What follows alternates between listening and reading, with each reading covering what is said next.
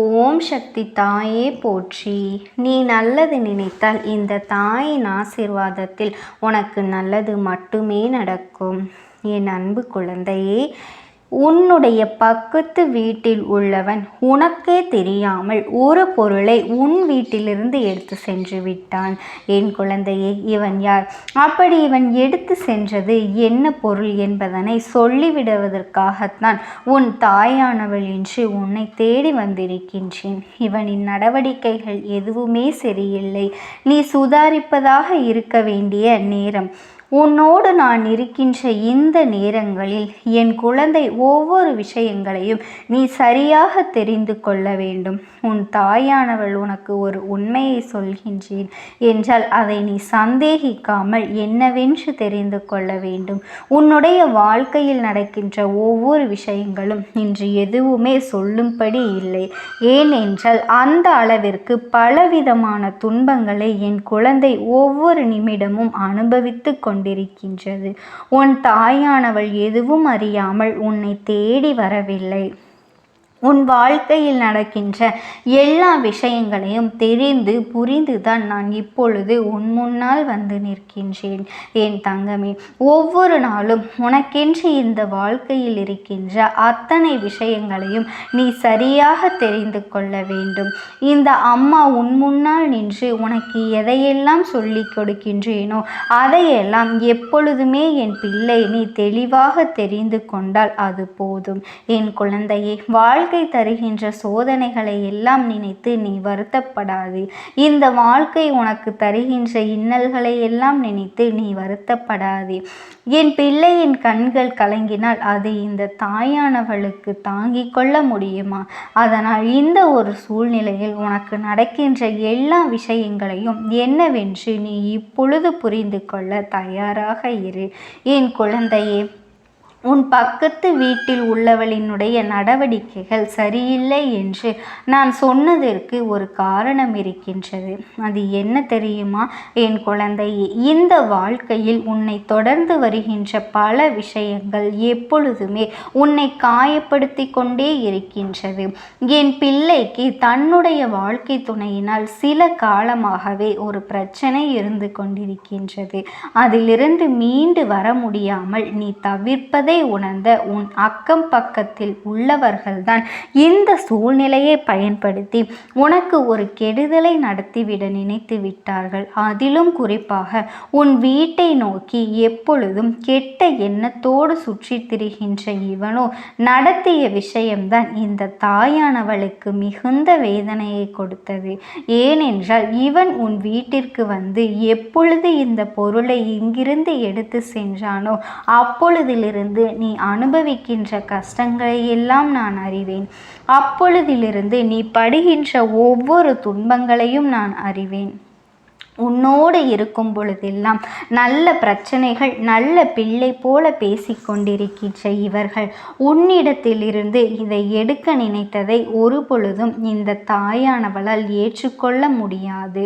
என் குழந்தையே, இந்த வாழ்க்கை ஒவ்வொரு நாளும் உனக்கான ஒவ்வொரு தருணங்களையும் சரியாக உருவாக்கி தருகின்றது.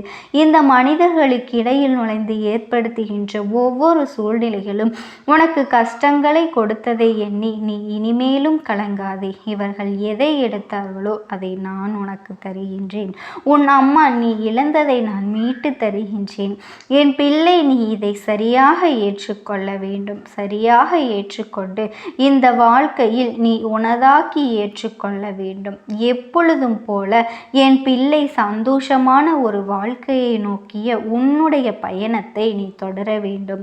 உன்னோடு நான் இருக்கின்றேன் என்பதும் உனக்காக நான் எப்பொழுதும் உன்னை பின்தொடர்ந்து வருகின்றேன் என்பதும் என்னாலும் உனக்குள் மிகப்பெரிய புரிதலை தந்து கொண்டே இருக்கின்றதல்லவா? என்னாலும் இந்த வாழ்க்கையில் உனக்கான மகிழ்ச்சியை தந்து கொண்டே இருக்கின்றதல்லவா? அப்படி இருக்கும் பொழுது இதையெல்லாம் ஏற்றுக்கொண்டு எப்பொழுதும் நீ பேரதிசயங்களோடும் பெருமகிழ்ச்சியோடும் இந்த வாழ்க்கையை நீ வாழ்ந்து கொண்டிருந்தால் அது போதும். இனி எந்த நேரத்திலும் சரி உன்னை இந்த நிலையிலிருந்து காப்பாற்ற உன் தாயானவள் நான் வருகின்றேன் என்பது உன் நினைவில் இருக்கட்டும். என் குழந்தையே, கஷ்டங்கள் அத்தனையும் உனக்கு வந்துவிட்டதே என்று சொல்லி நீ இனி வருத்தப்பட வேண்டிய அவசியமே கிடையாது. இனி உன்னோடு நான் இருக்கின்ற இந்த நேரங்களில் நீ எல்லாவற்றையும் சற்று கவனமாக இருந்திருக்க வேண்டும். இவர்கள் உன்னுடைய வீட்டிற்குள் நுழைந்து ஒரு விஷயத்தை எடுக்கும்படியான ஒரு சூழ்நிலையை உருவாக்கியது நீதானே. இவர்களுக்கு உன் வீட்டில் இடம் கொடுத்தது யார் என்று நீதானே. இவர்களுக்கு அத்தனை இடத்தையும் கொடுத்தது நீதானே. என் குழந்தை, இது உனக்கும் தெரியும் அல்லவா என்பதனை இதனை உணர்ந்து நீ கொண்டாயானால் உன்னை சுற்றி நடக்கின்ற விஷயங்கள் ஒவ்வொன்றிலும் சர்வ நிச்சயமாக உனக்கு பேரதிசயங்களையும் நான் நடத்தி கொடுப்பேன் என்பதனை நீ மறக்காதே. இந்த தாயானவள் உன்னை தேடி வந்த பொழுது உன் வாழ்க்கையில் இருந்த அத்தனை அற்புதங்களையும் நான் உனக்காக நடத்தி கொடுக்க வந்துவிட்டேன் என்பதனை நீ புரிந்து கொண்டால் அது போதும்.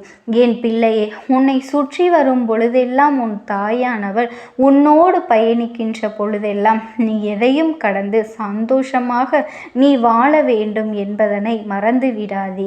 எல்லா சூழ்நிலைகளிலும் தாண்டி நீ உனக்குள் இருக்கின்ற ஒரு வெற்றியை நீ எப்பொழுதுமே உறுதி செய்து கொண்டிருந்தாயானால் அது போதும்.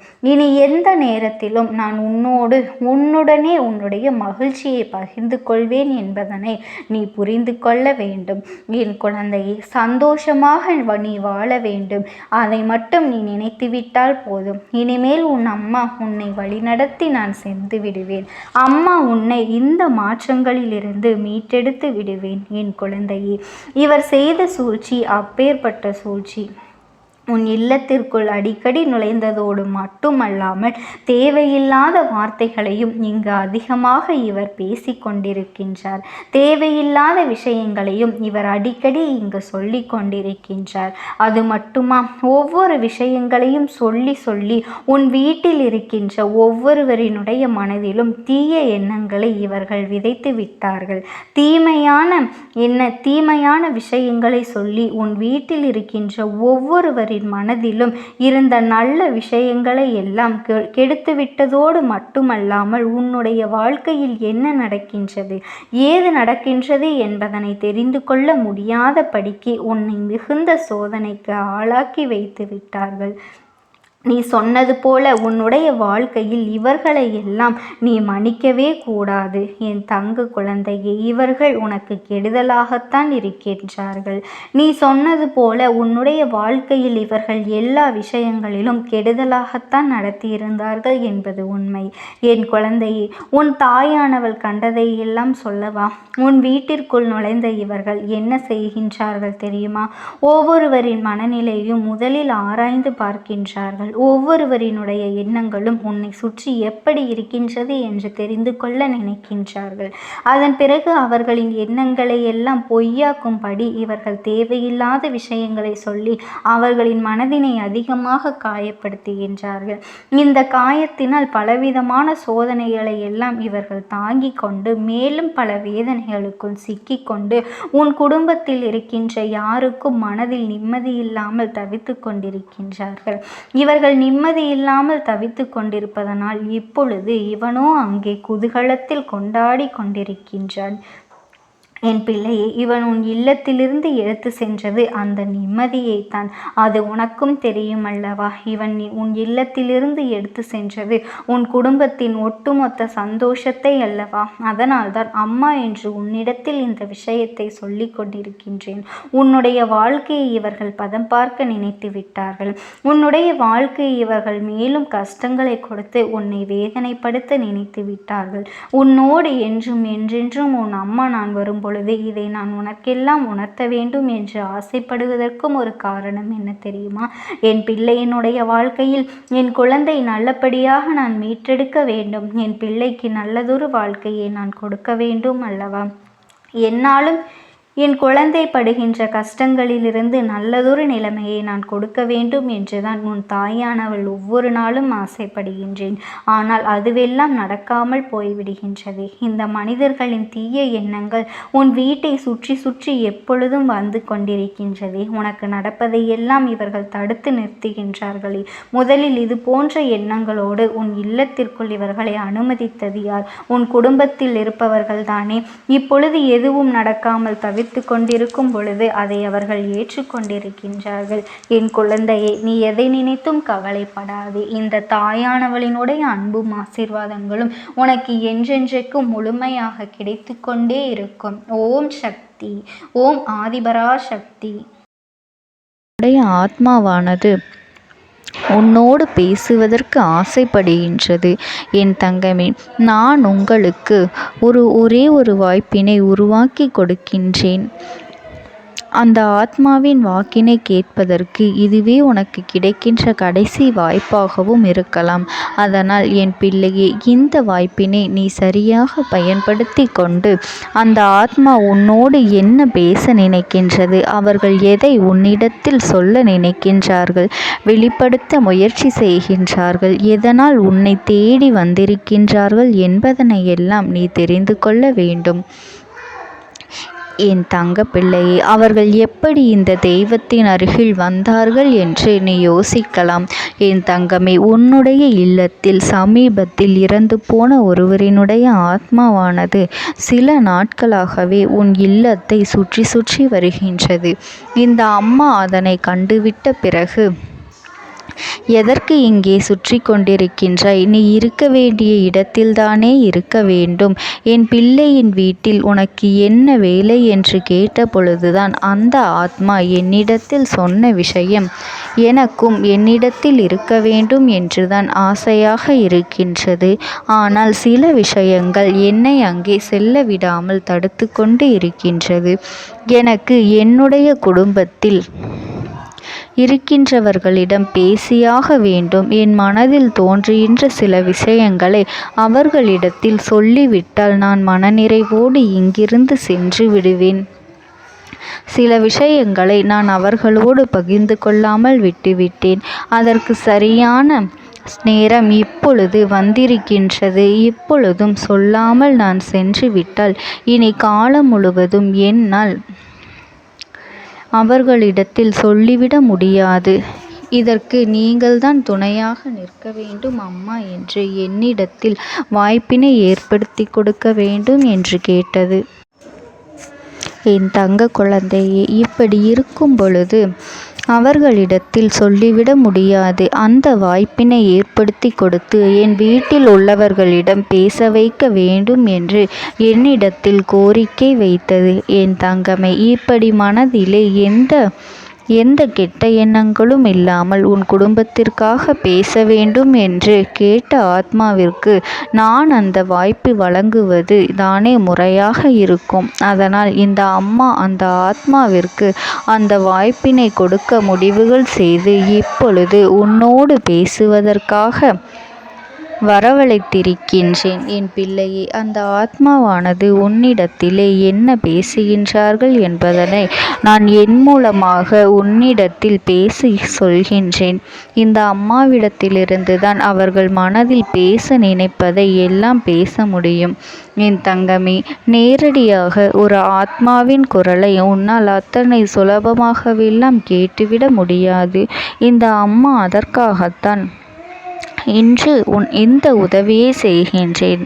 என் குடும்பத்தில் இருக்கின்றவர்களிடம் பேச வந்திருக்கின்றேன். உங்கள் எல்லோரையும் நான் இனி காணவே முடியாது என்பதனை நான் உணர்ந்து கொண்டேன். என் வாழ்க்கையில் நிறைவாக இருந்து என்னால் உங்களுக்கு கஷ்டங்கள் வந்தாலும் உங்களால் எனக்கு எந்த கஷ்டங்களும் இதுநாள் வரையிலும் வந்தது கிடையாது. நான் நினைத்தது போல இந்த வாழ்க்கையை அத்தனை சந்தோஷமாக வாழ்ந்து கொண்டுதான் இருந்தேன். என் குடும்பத்தில் இருக்கின்றவர்களிடம் பேச வந்திருக்கின்றேன். உங்கள் எல்லோரையும் இனி நான் காணவே முடியாது என்பதனை நான் உணர்ந்து கொண்டேன். உங்களோடு இருந்த இந்த காலகட்டம் குறைவாக இருந்தாலும் நான் எனக்கு கிடைத்த சந்தோஷங்களும் மகிழ்ச்சியும் ஏராளமாக இருந்தது. அதனால் எனக்கு எந்த ஒரு கவலையும் இதுவரையில் இருந்ததே கிடையாது. நான் நினைத்தது போல இந்த வாழ்க்கையை நான் சந்தோஷமாகத்தான் வாழ்ந்து கொண்டு இருந்தேன். ஆனால் இவ்வளவு காலம் எனக்கு சீக்கிரமாக என்னுடைய ஆயுள் முடிந்துவிடும் என்று எனக்கு முன்பே தெரியாது. அது தெரிந்திருந்தால் நிச்சயமாக என் மனதில் இருக்கின்ற அத்தனை விஷயங்களையும் நான் உங்களிடத்தில் சொல்லியிருப்பேன். ஆனால் எல்லோரும் நினைப்பது போலத்தானே நானும் நினைத்திருந்தேன். எனக்கும் இந்த உலகத்தை விட்டு செல்ல வேண்டும் என்ற ஆசை கிடையாது. மற்றவர்கள் சொல்வது போல எதற்காக பிறந்தோம், நாம் ஏன் பிறந்தோம் என்று ஒரு நாளும் நான் நினைத்தது கிடையாது. வாழ வேண்டும் என்றுதான் ஆசைப்பட்டேன். என்னுடைய ஆசைகள் எல்லாம் நிராசையாகும்படி இந்த உலகத்தில் விட்டு செல்ல வேண்டிய காலகட்டம் கட்டாயம் வந்துவிட்டது. என்னுடைய கடமை இங்கே சரியாக முடிவதற்கு வந்துவிட்டது. இன்று நான் உங்களோடு பேச வந்ததற்கு முக்கியமான காரணம், சில விஷயங்களை எல்லாம் உங்களோடு சொல்லாமல் விட்டுவிட்டேன். எப்படி நடக்கும் என்று தெரியாமல் நான் சில விஷயங்களை செய்தும் முடித்துவிட்டேன். அதற்காக உங்களிடத்தில் நான் மன்னிப்பு கேட்டுக்கொள்கின்றேன். இதை உங்களிடத்தில் பகிர்ந்து கொள்ள வேண்டும் என்றுதான் இன்று நான் வந்திருக்கின்றேன். உங்களை நான் மனதார வணங்குகின்றேன். இந்த வாய்ப்பினை நான் சரியாக பயன்படுத்தி கொள்ள விரும்புகின்றேன். அதனால்தான் என் மனதில் இருக்கின்ற விஷயங்கள் எல்லாம் நான் சொல்லிவிடுகின்றேன். சிறிது நேரம் அமைதியாக அமர்ந்து என்னுடைய வார்த்தைகளை கேட்டாலே போதும். என்னுடைய அன்பினை புரிந்து கொண்டு அதுவே எனக்கு போதும். நான் நிச்சயமாக இங்கிருந்து நல்லபடியாக சென்று விடுவேன். இன்று உங்களோடு பேச வந்ததற்கு ஒரு முக்கியமான காரணம், நான் சில விஷயங்களை சொல்லாமல் விட்டுவிட்டேன். இப்படி நடக்கும் என்று எனக்கு ஒரு நாளும் தெரியாமல் சில விஷயங்களை செய்துவிட்டேன். அதை உங்களிடத்தில் பகிர்ந்து கொள்ளத்தான் வந்திருக்கின்றேன். என் மனதில் நினைக்கின்ற விஷயம் என்ன தெரியுமா? நான் உங்களை நன்றாக பார்த்து கொள்ள வேண்டும். உங்களின் ஆசைகளை எல்லாம் நிறைவேற்றி கொடுக்க வேண்டும். உங்கள் வாழ்க்கையில் நடத்தி கொடுக்க முடியாமல் போனாலும் இனிமேல் அதையெல்லாம் நடத்தி கொடுக்க வேண்டும் என்று ஆசைப்பட்டு என்னால் ஆன முயற்சிகளை எல்லாமே செய்து கொண்டிருந்தேன். ஆனால் முழுமையான பலன்களை கொடுப்பதற்கு முன்பாகவே இது போன்று நடந்துவிட்டது. அதனால் நான் ஏதேனும் குற்றம் குறைகள் செய்திருந்தாலும், ஏதேனும் உங்களுக்கு மனதிற்குள் கஷ்டத்தை தந்திருந்தாலும் என்னை மன்னித்து விடுங்கள். நான் எப்பொழுதும் உங்கள் மீது உண்மையான அன்பினைத்தான் வைத்து கொண்டிருக்கின்றேன். நான் ஒரு நாளும் மனதில் ஒன்றும் வெளியில் ஒன்றுமாக ஒரு நாளும் நான் நடந்து கொண்டது இல்லை. அதனால் என்னவோ என்னுடைய குணங்கள் சிலருக்கு இங்கே பிடிப்பதே இல்லை. எதுவாக இருந்தாலும் என்னோடு இருக்கின்ற என் குடும்பத்திற்கு தெரியும் அல்லவா நான் யார், என்னுடைய அன்பு எப்படிப்பட்டது என்று. அதனால் என்னுடைய அன்பினை முழுமையாக உணர்ந்து கொள்ள வேண்டும் என்று அதனை இங்கிருந்து ஏற்றுக்கொள்ளவே முடியாத ஒரு விஷயமாகத்தான் இருந்தது. நானும் அங்கும் அங்கும் ஓடி ஓடி மீண்டும் என்னுடைய உயிரை மீட்டெடுத்து விடலாம் என்றுதான் முயற்சி செய்தேன். ஆனால் அப்பொழுது என்னால் அதையெல்லாம் செய்ய முடியவில்லை. உயிரற்ற உடலாக இங்கே நின்று கொண்டிருக்கின்றேன். நாட்கள் செல்ல செல்ல இதை எனக்கு ஏற்றுக்கொள்ள பழகிவிட்டது. இனிமேல் இதுதான் என்னுடைய உலகம். மீண்டும் அங்கே செல்ல முடியாது என்பதனை நான் புரிந்து கொண்டேன். செல்ல முடியாவிட்டாலும் ஆத்மா என்று ஆன பிறகு என்னுடைய உலகத்தில் இருந்தால்தான் எனக்கு சந்தோஷம். மீண்டும் மனித வாழ்க்கைக்குள் என்னால் நுழைந்துவிட முடியாது. எனக்காக இத்தனை காலமும் அன்போடு பழகி எனக்கு எல்லாம் செய்த உங்களுக்கு நான் சொல்கின்ற விஷயம் ஒன்றுதான். நடந்தது எல்லாம் நடந்துவிட்டது. நடந்த விதையை யாராலும் இனி மாற்ற முடியாது. இனி நான் உங்களோடு இருக்க வேண்டும் என்று நினைத்தால் கூட அது நடக்காது. அதனால் இந்த வாழ்க்கையில் நீங்கள் நல்லபடியாக வாழ்ந்து சந்தோஷமாக இருக்க வேண்டும் என்றுதான் அந்த ஆத்மா மனது வேதனைப்பட்டு உன்னோடு பேசுகின்றது. என் தங்க குழந்தையே, யார் உன்னை விட்டு சென்றாலும் இந்த தாயானவளினுடைய அன்பும் ஆசீர்வாதங்களும் உனக்கு என்றென்றைக்குமே முழுமையாக கிடைத்து கொண்டே இருக்கும். அதனால் நீ எதை நினைத்தும் கவலைப்படாதே. உனக்காக எப்பொழுதும் நான் இருந்து கொண்டே இருப்பேன். ஓம் சக்தி. ஓம் ஆதிபரா சக்தி. நீ விடுதலை கொடுக்க மாட்டாயா என்று என் பிள்ளை நீ என்னை பார்த்து கேட்கின்ற விஷயத்திற்குத்தான் நான் முடிவினை கட்டப் போகின்றேன். இன்னமும் சுருக்கமாக உனக்கு சொல்ல வேண்டும் என்றால், உன்னுடைய பிடிவாதம் இந்த அம்மாவினிடத்தில் ஜெயித்து விட்டது என்பதுதான் உண்மை. என் குழந்தைக்கு எந்த ஒரு விஷயம் வேண்டும் என்று அடம்பிடித்து இத்தனை காலமும் நீ நின்று கொண்டிருந்தாயோ, அந்த ஒரு விஷயத்திலிருந்து உன் அம்மா நான் உனக்கு விடுதலையை கொடுக்க வேண்டும் என்று என் முன்னால் கதறி அழுதாயோ, அந்த விஷயத்தை இன்று உனக்கு நான் முடித்து வைக்கின்றேன். என் பிள்ளையே, சுற்றி இருக்கின்ற உறவுகளையெல்லாம் நம்புவதை விட்டுவிட்டு சற்று விலகி நிற்பதுதான் எல்லோருக்குமே நல்லது. ஏனென்றால் யாருடைய குணம் எப்பொழுது எப்படி மாறும் என்று யாராலும் கணித்துவிட முடியாது. ஒருவரிடத்தில் நல்லபடியாக பேசிக்கொண்டு வந்திருப்பாயானால் அவர்கள் மனதிற்குள் என்ன இருக்கின்றது என்று உன்னால் ஒரு பொழுதும் தெரிந்து கொள்ள முடியாது. அவர்களுக்குள் 1000 விஷயங்கள் ஓடும். உனக்கு செய்து தருவேன் என்று வாக்குறுதியை கொடுப்பார்கள். ஆனால் அதன் பிறகு பார்த்தாயானால் ஒரு நிமிடம் கூட யோசிக்காமல் சற்றென்று இவர்களுக்கு முடியாது என்று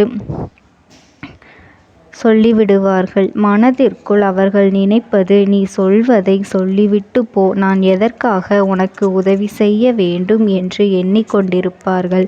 இது போன்ற போலிகள் அதிகமாக நிறைந்து இருக்கின்ற இந்த உலகத்தில் ஒரு விஷயத்திற்காக என் பிள்ளை நீ ஆசைப்படுகின்றாய் என்றால் அதை மிகவும் நான் கவனத்தோடு புரிந்து கொண்டு உன் வாழ்க்கைக்கு அது சரியா தவறா என்று, தேவைதானா தேவையில்லையா என்று, ஒரு வேலை கிடைத்தால் உன் வாழ்க்கை தெளிவாக இருக்குமா என்றால் நான் புரிந்து கொண்டுதான் உன் அம்மா நான் உன்னிடத்திலே சொல்ல முடியும் என்பதனை புரிந்து கொள். உனக்கு எத்தனை கால தாமதங்கள் ஆகியது என்பதனை அதனை புரிந்து கொள்ள அதை உன்னிடத்தில் ஒப்படைக்க வந்ததற்கு காரணம், பல அதிசக்தி வாய்ந்த பூஜைகளாலும் தெய்வங்களை நீ தொடர்ந்து வணங்கி கொண்டிருப்பதாலும் மட்டும்தான் உன் வேண்டுதல்கள் உச்சத்தை தொட்டுவிட்டது. தெய்வத்தின் மனதை நீ தொட்டுவிட்டாய். இனிமேல் உன்னிடத்திலிருந்து தெய்வத்தினால் தப்பிக்க முடியாது. நிச்சயமாக இனிமேல் இதனை நீ கொடுத்துதான் ஆக வேண்டும். எந்த எல்லைக்கும் செல்வதற்கு தயாராகிவிட்டாய். கடவுளுக்கு என்னென்ன செய்ய வேண்டுமோ அதையெல்லாம் என் பிள்ளை மனதார செய்து விட்டாய். உன்னுடைய அன்பிற்கு இந்த அம்மா நான் 5வது நாள் உன் வாழ்க்கையில் மிகப்பெரிய பிரச்சனையை தீர்த்து கொடுக்கின்றேன்.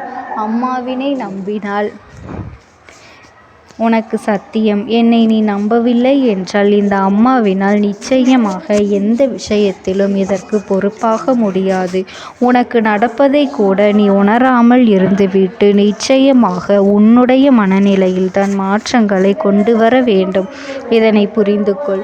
ஒரு முறை அல்ல, பல முறை இதை நான் சொல்லியிருக்கின்றேன். வாழ்க்கையில் தெய்வத்தினுடைய சக்தி வந்துவிட்டது என்றால் உனக்கு பல நல்ல விஷயங்கள் செய்வதற்கு முயற்சிகளையும் செய்து கொடுத்தது.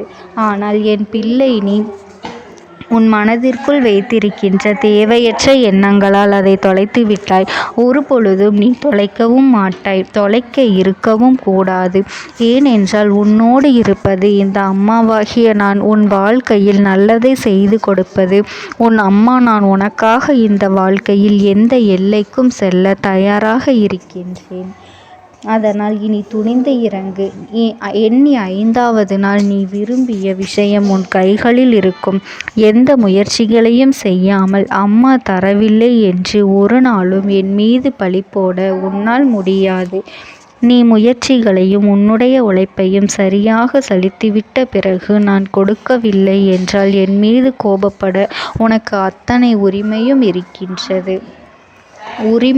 இதற்கு மேலும் என் குழந்தை கஷ்டத்தை சந்திக்க வேண்டிய அவசியமில்லை. எவ்வளவு தூரம் முடியுமோ அவ்வளவு தூரம் இந்த வாழ்க்கையில் உனக்கான விஷயங்களை நீ பெற்றுக்கொள்ள தயாராக இருக்க வேண்டும். என் தங்கமே, இனியாவது என் குழந்தை உனக்கு தர நினைக்கின்ற விஷயங்களை எல்லாம் தருவதற்கு இந்த வாழ்க்கையில் என்னவெல்லாம் சுற்றி நடக்கின்றதோ அதையெல்லாம் நீ தெரிந்து கொண்டு என் பிள்ளை உனக்கானதை என்னிடத்தில் தெரிந்து கொள்ள வேண்டும். எந்த அளவிற்கு மனதில் துணிச்சலோடு நிற்கின்றாயோ, அம்மா எதனை கேட்டாலும் கொடுத்துவிட வேண்டும் என்று நீ நினைத்தாய் அல்லவா? அன்று உன்னிடத்தில் தட்சணை